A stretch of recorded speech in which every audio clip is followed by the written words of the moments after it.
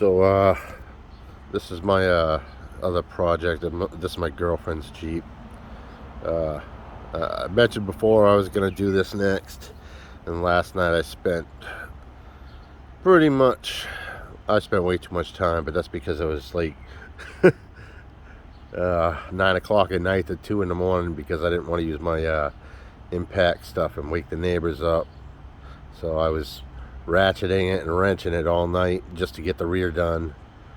This is the rough country 4-inch lift, and I'm gonna do the front today. But yeah, it's gonna have 35s on it. I mean, those tires are massive compared to what's on it.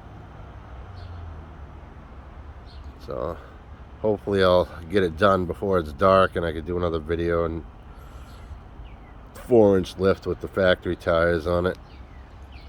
But I won't. We still got to get the other tires mounted on the rims.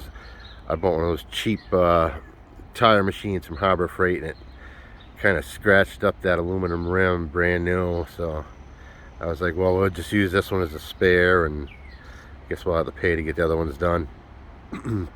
But yeah, so far there's the rear. You can see quite the difference now.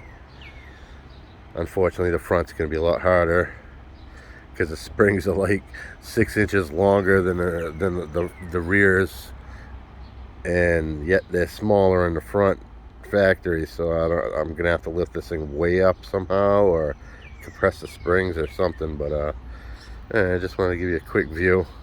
Later.